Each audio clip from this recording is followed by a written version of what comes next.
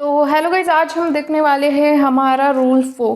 इससे पहले की वीडियो में हमने क्या देखा था, हमारा रूल 3 देखा था। मैंने रूल 3 की वीडियो में ही बताया था कि ये दोनों रूल, जो रूल नंबर 3 है और रूल नंबर 4 है, ये एक दूसरे से काफ़ी सिमिलर है। अगर आपने रूल नंबर 3 देखा है तो आपको आज का रूल नंबर 4 काफ़ी आसान लगेगा। वो दोनों काफ़ी एक दूसरे से सिमिलर है इस वजह से। तो हम सबसे पहले रूल नंबर 4 क्या है उसकी थ्योरी देख लेते हैं, उसके बाद स्टेप्स और उसके बाद हमारा प्रॉब्लम देख लेते हैं। इसी वे में हम जाते हैं हर बार, वैसे ही हम करेंगे। तो सबसे पहले हमारा रूल नंबर 4 क्या है, डैबा एन बाई डैबा एक्स माइनस डैबा एम बाई डैबा Y whole divided by M is equals to F of Y. Then integrating factor I F is equals to E raise to integration F of Y into D Y. तो हम क्या करते हैं, सबसे पहले F of Y की value find out करते हैं और उस एफ ऑफ वाई की वैल्यू को किस में डाल देते हैं, हमारे इंटीग्रेटिंग फैक्टर के फॉर्मूले में डाल देते हैं। ई की पावर में, मतलब हमारा जो एक्सपोनेंशियल होता है, ये मतलब एक्सपोनेंशियल, उसके पावर में ये इंटीग्रेशन हो रहा है, ये आपको याद रखना है। पिछले इसमें भी इससे सिमिलर ही फॉर्मूला था। पिछले इसमें क्या था, हमारा जो यहाँ पे एफ ऑफ वाई निकल रहा है, वहाँ पे एफ ऑफ एक्स निकल रहा था। और एफ ऑफ एक्स का फॉर्मूला कैसे था, यहाँ पे यम और यन की टर्म्स को आप अगर एक दूसरे की जगह रख दोगे तो आपको एफ ऑफ एक्स का फॉर्मूला मिल जाएगा। और इंटीग्रेटिंग फैक्टर में क्या आ रहा था, E raise to integration F of X आ रहा था, राइट। एफ ऑफ वाई की जगह एफ ऑफ एक्स आ रहा था, इस वजह से ये दोनों सिमिलर है। तो यहाँ पे हमने देखा कि हमारा रूल नंबर 4 कैसे है। तो यहाँ पे क्या बोला गया है कि जब हमारा एफ ऑफ वाई का वैल्यू आएगा तभी आप क्या निकाल सकते हैं, इंटीग्रेटिंग फैक्टर को निकाल सकते हैं। ओके, उसका फॉर्मूला को आप यूज कर सकते हैं, ऐसा बोला गया है यहाँ। मैं ट्राई करती हूँ हमेशा कि मेरा वीडियो छोटा हो, जिससे आपको कम टाइम में ज़्यादा चीज़ें समझ में आए। पर आप ये देख रहे हैं कि प्रॉब्लम के स्टेप्स है कितनी सारी, और तो और ये प्रॉब्लम कितना बड़ा है। इस वजह से मुझे ये सब एक्सप्लेन करने में टाइम लगता है, क्योंकि मुझे हर किसी का ध्यान रखना पड़ता है। अगर आपने मेरे इससे पहले की वीडियो नहीं देखे, आप डायरेक्टली इसी वीडियो पे आ रहे, तो मुझे ये सोच के भी वीडियो बनाना पड़ता है कि अगर आप डायरेक्टली इस वीडियो पे आए हैं तो ये सारा चीज़ आपको तब भी समझ में आए। इस वजह से मैं आपको स्टेप बाय स्टेप सारी चीज़ें अच्छे से अलग वे में सिंपल तरीके से समझाने की कोशिश करती हूँ। पर ये टाइम इस प्रॉब्लम के लिए मिनिमम टाइम है। जितने भी टाइम के मैंने वीडियो डाले हैं सारे, इससे पहले के भी और अभी का ये भी आएगा, ये इसके लिए इसका मिनिमम टाइम है, क्योंकि ये प्रॉब्लम उतना बड़ा है। इसके बाद हम रूल 5 देखेंगे। जो हमारा रूल नंबर 5 है ये चारों रूल से अलग है। जो हमारा रूल नंबर 5 है उसका कंसेप्ट ही डिफरेंट है और वो प्रॉब्लम भी बहुत बड़ा है, उसकी स्टेप्स भी बढ़ जाती है। रूल नंबर 5 में ये सब हो रहा है, तो उस वीडियो को उसके हिसाब से ज़्यादा टाइम देना पड़ेगा। क्यों, तो वो काफ़ी कॉम्प्लिकेटेड है और आसान भाषा में मुझे आपको समझाना है। अगर आपको लग रहा है कि टाइम बहुत ज़्यादा हो रहा है तो ऐसा बिल्कुल भी नहीं है। ये सब करने में इतना टाइम तो मिनिमम लगता ही। तो हम हमारे रूल नंबर 4 की सारी स्टेप्स देख लेते हैं और उसके बाद डायरेक्टली प्रॉब्लम पे चले जाते हैं। तो स्टेप्स क्या है, हमारी पहली स्टेप हमेशा यूज करते हैं वो m d x plus m d y equals to 0, इसे इक्वेशन 1 करके कह देते हैं। नेक्स्ट स्टेप में हम इसके एग्जैक्टनेस को चेक करते हैं। डैबा एम बाई डैबा वाई इज इक्वल्स टू डैबा एन बाई डैबा एक्स, ये दोनों इक्वल आने चाहिए तो ही हमारा ये एग्जैक्ट है। पर यहाँ पे क्या होता है, मोस्टली हमें जो प्रॉब्लम दिए जाते हैं रूल नंबर 4 पे, वो कैसे होते हैं, वो एग्जैक्ट नहीं आते हैं। इस वजह से मैंने यहाँ पे नॉट इक्वल्स टू लिखा है, पर इसका मतलब क्या है कि वो नहीं आते हैं, इस वजह से मैंने ऐसे दिया है। पर इसकी एग्जैक्टनेस चेक करने का फॉर्मूला क्या है, डैबा एम बाई डैबा वाई इज इक्वल्स टू डैबा एन बाई डैबा एक्स, यही फॉर्मूला है, ये आपको समझना है। और यहाँ पे मैं और एक चीज़ आपको बताना चाहूँगी, वो काफ़ी इम्पोर्टेंट है। आप में से किसी ने मुझे एक क्वेश्चन पूछा था, तो वो क्वेश्चन क्या था, उसमें पूछा गया था कि अगर एक कोई प्रॉब्लम है तो मैं उस पर कौन सा रूल अप्लाई करूं जिससे मुझे मेरा सही आंसर मिल सके। तो मैं आपको यहाँ पे एक चीज़ बताना चाहूँगी कि ये जो हमारा पांचों रूल है, तो ये ऐसा क्यों है, इसके पीछे का मैं आपको ब्रीफ में एक कंसेप्ट बताती हूँ। ओके, ताकि आपको ये, जब भी आपको कोई प्रॉब्लम सामने आए, आपको कोई दिक्कत ना बचे। इस वजह से। तो आपको कोई भी प्रॉब्लम दिया जाए, आप याद रखें, आपको कोई भी प्रॉब्लम दिया जाए, आप सबसे पहले क्या करेंगे, उसका यम और एन फाइंड आउट करेंगे, उसकी एग्जैक्टनेस को चेक करेंगे। अगर एग्जैक्ट आया तो डायरेक्टली फाइनल सॉल्यूशन निकालेंगे। अगर एग्जैक्ट नहीं आया तो वहाँ पे हमें क्या करना है, देखो वहाँ पे हमें क्या करना है, इन पांचों रूल में से कोई भी एक ही रूल यूज़ करना है। इन पांचों में से कोई भी एक रूल। क्यों ऐसा? आप अगर वही सेम क्वेश्चन ले, उस क्वेश्चन को पांचों रूल अप्लाई करें, उसका सॉल्यूशन निकाले, तभी उसके सारे सॉल्यूशन करेक्ट माने जाएंगे। ओके, इस वजह से आपको हमेशा याद रखना है, आपको कोई भी, आपको जो भी पसंद है पांचों रूल में से, वो रूल वहाँ पे अप्लाई करना है। पर ऐसा आप कब कर सकते हैं? देखो, अगर आपको क्वेश्चन में बोला गया है कि आप ये रूल अप्लाई करें, तो आपको उस रूल को अप्लाई करके ही उसे सॉल्व करना पड़ेगा। अगर आपको क्वेश्चन में नहीं बोला है कि आपको कौन सा रूल अप्लाई करना है, तो आप इन पांचों में से कोई भी एक रूल यूज कर सकते हैं। ओके, पांचों रूल एक क्वेश्चन पे अप्लाई करना नहीं है, सिर्फ 5 में से कोई भी एक रूल यूज करना है जो आपको आसान लगे, अच्छा लगे।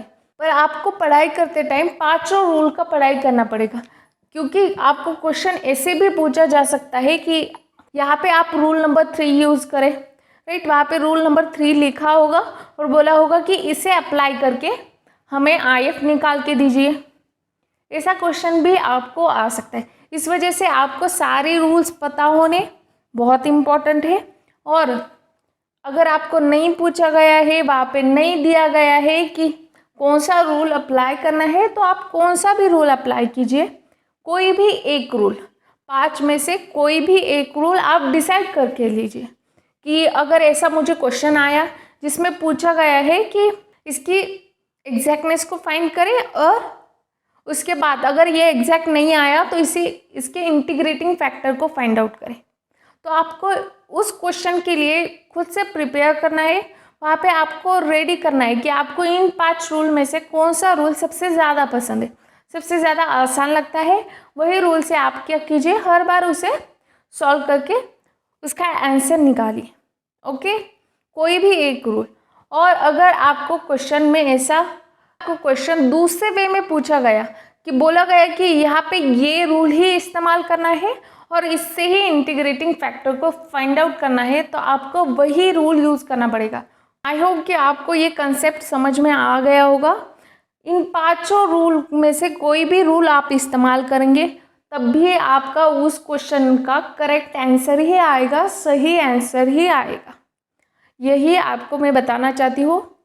तो हमारी नेक्स्ट स्टेप देख लेते हैं, जिसमें ये एग्जैक्ट नहीं आता, तब हम यहाँ पे क्या करते हैं, 4th रूल को अप्लाई करते हैं, जिसमें सबसे पहले हम क्या करते हैं, f(y) का जो फॉर्मूला है उसे यूज करते हैं, उससे एक वैल्यू निकालते हैं। उसके बाद क्या करते हैं, 4th स्टेप में हम इंटीग्रेटिंग फैक्टर का जो फॉर्मूला है उसमें वो वैल्यू को डाल देते हैं, उसके इंटीग्रेशन को, सारी चीज़ों को सॉल्व करते हैं, इंटीग्रेटिंग फैक्टर को निकालते हैं। और 5th स्टेप में हम क्या करते हैं, उस इंटीग्रेटिंग फैक्टर को इक्वेशन 1 से मल्टीप्लाई कर देते हैं, उसके बाद फाइनल सॉल्यूशन निकालते हैं। जो हमारी 5th स्टेप है उससे हमें क्या मिलता है, न्यू डिफरेंशियल इक्वेशन मिलती है, जो हमेशा क्या होती है, एग्जैक्ट ही रहती है। ऐसा हम यहाँ पे कंसीडर करते हैं।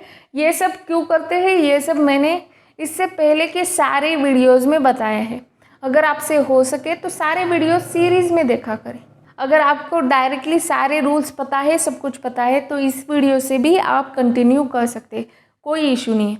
ओके, तो 6th स्टेप में हम क्या करते हैं, फाइनल सॉल्यूशन निकालते हैं उस नई डिफरेंशियल इक्वेशंस। इसके बाद हम क्या देखेंगे, हमारा प्रॉब्लम देखेंगे।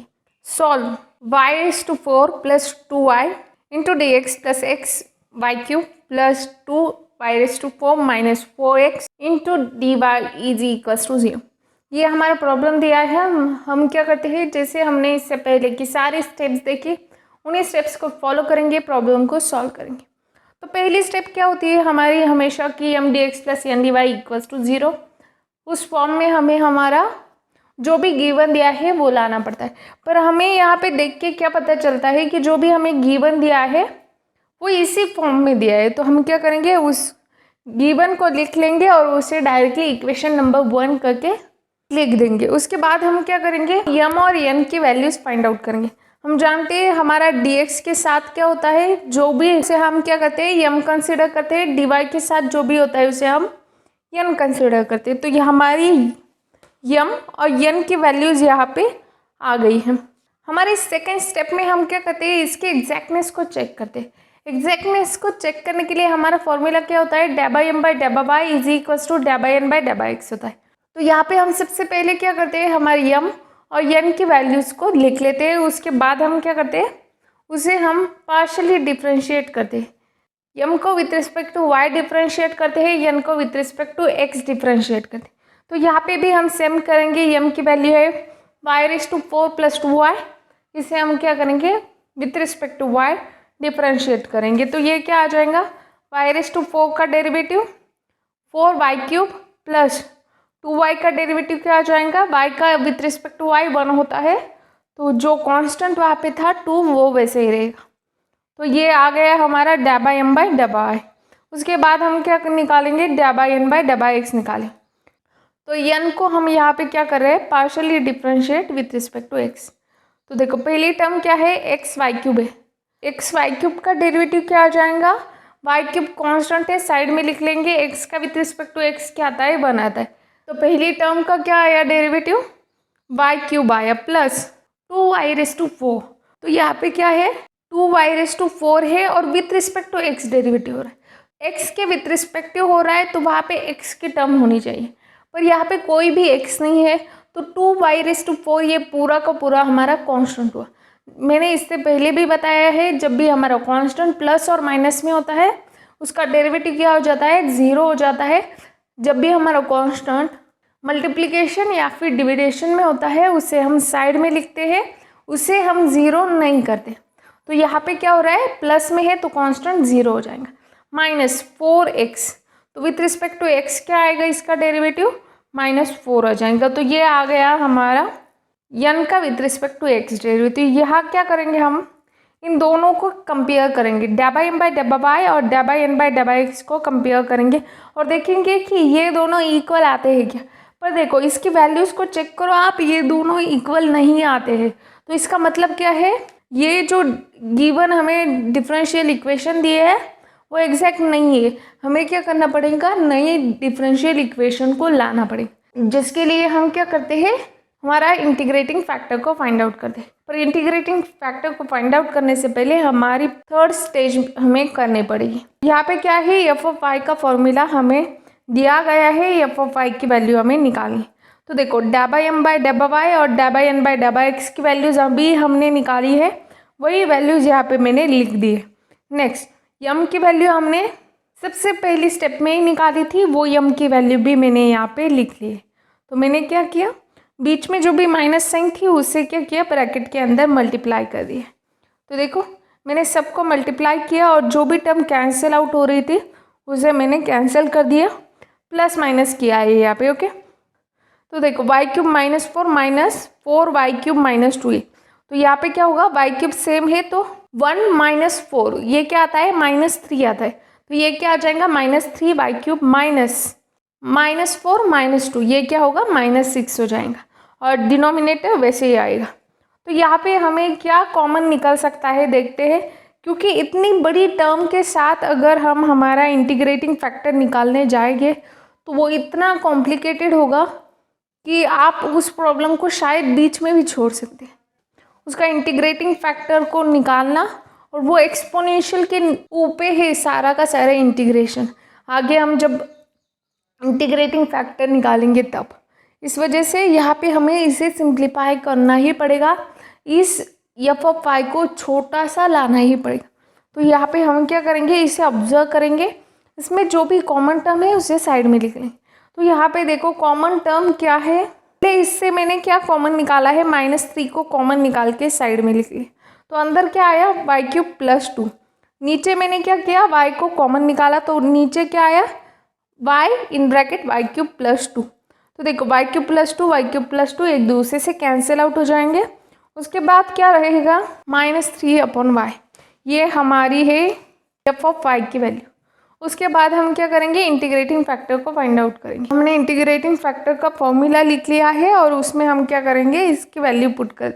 तो मैंने इसकी वैल्यू भी पुट कर दिए। देखो हमें क्या करना है, अब इसके पावर में जो भी इंटीग्रेशन है उसे सॉल्व करना है। तो देखो यहाँ पे कांस्टेंट चीज़ क्या है, -3 कांस्टेंट है। तो मैंने क्या किया है, इंटीग्रेशन से बाहर निकाल दिया -3 को। अंदर क्या रहा, 1/y रहा। 1/y का विथ रिस्पेक्ट टू y क्या आता है, इंटीग्रेशन log y आता है। तो इसके पावर में क्या है, -3 log y है। जैसे हमने पिछले वीडियो में लॉगरिथमिक के फॉर्मूले को यूज़ किया था, यहाँ पे भी हम क्या करेंगे, लॉगरिथमिक के फॉर्मूले को यूज़ करेंगे। हमारा जो भी लॉग का टर्म होता है उसके आगे जो भी नंबर होता है वो एक लॉगरिथमिक के फॉर्मूले के अनुसार वो कहाँ चला जाता है, जो भी हमारा फंक्शन है उसकी पावर में चला जाता है।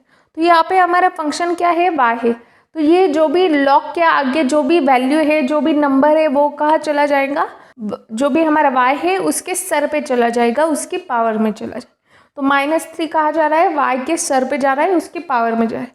तो log y (-3) यहाँ पे रह रहा है। तो देखो जब भी हमारा log होता है जिसका कोई बेस दिया नहीं जाता, तो हम उसका बेस क्या कंसिडर करते हैं, e कंसिडर करते हैं। तो देखिए e⁻log e है। तो ऐसी कंडीशन में क्या हो जाता है, log और जो भी e है, एक्सपोनेंशियल है, वो एक दूसरे को कैंसिल आउट कर देते हैं। तो हमारा बचा क्या, ये e और log e एक दूसरे से कैंसिल हो गए। तो जो भी पावर में हमारा y⁻³ था वो अब क्या आएगा, नीचे आ जाएगा, वो बिल्कुल भी पावर में नहीं रहेगा, वो हमारा सिंपली क्या रहेगा, y⁻³ रहेगा। तो देखो यहाँ पे पावर क्या है, माइनस है, तो हम क्या चाहते हैं, वो पावर प्लस हो जाए। इस वजह से हम क्या करेंगे, जो भी टर्म है उसे डिनोमिनेटर में शिफ्ट कर देंगे। ये जो भी हमने अभी फॉर्मूले यूज़ किए, ये सारे के सारे फॉर्मूले आपके 11th और 12th में हो चुके हैं। हमारा यहाँ पे इंटीग्रेटिंग फैक्टर आ चुका है 1/y³। तो नेक्स्ट स्टेप में हम क्या करेंगे, इस इंटीग्रेटिंग फैक्टर से हमारी इक्वेशन 1 को मल्टीप्लाई करेंगे, जिससे हमें हमारी न्यू डिफरेंशियल इक्वेशन मिलेंगे और उससे हम फाइनल सॉल्यूशन को निकाल पाएंगे। तो यहाँ पे हम क्या कर रहे हैं, बेसिकली हमारी जो भी इक्वेशन 1 थी वो मैंने लिख ली है और उससे मैंने 1/y³ को मल्टीप्लाई भी कर दिया। तो हम क्या करेंगे, इसे सेपरेटली हर टर्म को मल्टीप्लाई करेंगे। देखो y⁴ divided by y³ plus 2y divided by y³ into dx xy³ divided by y³ plus 2y⁴ divided by y³ minus 4x divided by y³ into dy equals to 0। तो यहाँ पे जो भी term cancel हो रही है वो cancel करेंगे और हमारी न्यू डिफरेंशियल इक्वेशन आ जाएगी। तो पहले इसमें कैंसिल होकर हमें क्या मिला, y plus 2y divided bye y² मिला, dx प्लस यहाँ पे भी कैंसिल आउट करके हमें क्या मिला, x plus 2y minus 4x divided by y³ into dy equals to 0। ये सब हमें मिला। तो ये क्या है, हमारी नई डिफरेंशियल इक्वेशन है और जिसे हम क्या कंसिडर करते हैं, इसे हम एग्जैक्ट कंसिडर करते हैं। जैसे कि मैंने इससे पहले भी कहा था, इसे हम एग्जैक्ट कंसिडर करते हैं, यहाँ पे भी एग्जैक्ट कंसिडर करेंगे। उसके बाद हम क्या करते हैं, c की वैल्यू को फाइंड आउट करने को देखेंगे। तो फाइनल सॉल्यूशन लगाते हैं। फाइनल सॉल्यूशन का जो भी फॉर्मूला होता है वो मैंने सबसे पहले लिख लिया है, m dx plus n dy। यम का कब निकालते हैं, वहाँ पे इंटीग्रेशन सॉल्व करते टाइम हम याद रखते हैं कि y हमारा कांस्टेंट है और n निकालते टाइम हम ऐसा देखते हैं, ऐसी टर्म ही हम सिलेक्ट करते हैं जो फ्री फ्रॉम x है, ऐसी टर्म जो x से आज़ाद है, जिसमें कोई भी x नहीं है, ऐसी ही टर्म हम लेते हैं n की और उसे ही कंसिडर करते हैं। इस वजह से क्या हो जाता है, हमारा प्रॉब्लम बहुत आसान हो जाता है। तो देखो आगे हम वैसे ही करेंगे। c की वैल्यू फाइंड आउट करने के लिए सबसे पहले m लिख लिया है मैंने, वैसे था वैसे। उसके बाद हमने क्या किया, n, हमारा n क्या है, देखो न्यू डिफरेंशियल इक्वेशन से ही मैंने ये दोनों m और n को लिया है यहाँ पे। तो n की वैल्यू क्या है, न्यू डिफरेंशियल इक्वेशन से x plus 2y minus 4x divided by y³। तो देखो जिस टर्म में x है वो हो जाएंगी कैंसिल, वो हो जाएंगी 0, और जो 2y था जिसके साथ कोई x नहीं था उसे हम कंसिडर करेंगे और उसका ही इंटीग्रेशन ले। नेक्स्ट स्टेप में हम क्या करेंगे, जो भी कांस्टेंट टर्म है उसे इंटीग्रेशन से बाहर निकाल दे।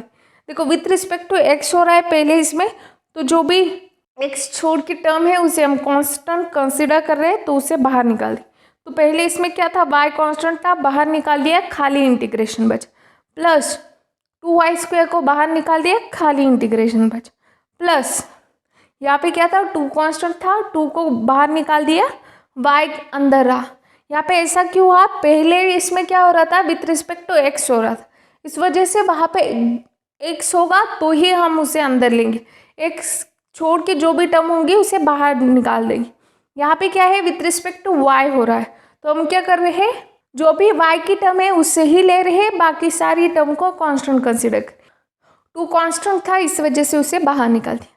तो देखो इसके इंटीग्रेशन निकाल लेंगे। खाली इंटीग्रेशन क्या आता है हमारा, इंटीग्रेशन dx रहा तो वो क्या आएगा, x आएगा। इंटीग्रेशन dy रहा तो वो y आता है। तो देखो खाली इंटीग्रेशन हमारा आया x और उसके मल्टीप्लाई में y था तो वो भी ले लिया। 2y² कांस्टेंट वैसे ही लिख लिया। खाली इंटीग्रेशन आ गया x प्लस 2 वैसे ही रहा। y का इंटीग्रेशन क्या आता है, y²/2 आता है। तो इस प्रकार से हमारा क्या आ गया, c की वैल्यू आ गई है। तो देखो यहाँ पे लास्ट टर्म में 2 है, ऊपर भी 2 है, नीचे भी 2 है, तो उसे कैंसिल आउट करके हम वापस हमारी c को लिख लेंगे, जो है yx plus 2x divided by y² plus y²। Okay, तो ये से हमारी c की वैल्यू आ गई है। इतने सिंपल वे में हमने हमारा प्रॉब्लम सॉल्व कर दिया। अगर आपने इससे पहले का रूल देखा होता तो आपको जो नया रूल है वो काफ़ी इजी जाता। तो हमने अभी तक टोटल 4 रूल देख लिए हैं और इसके बाद हम क्या करेंगे, हमारा रूल नंबर 5 देखेंगे हमारे नेक्स्ट वीडियो में।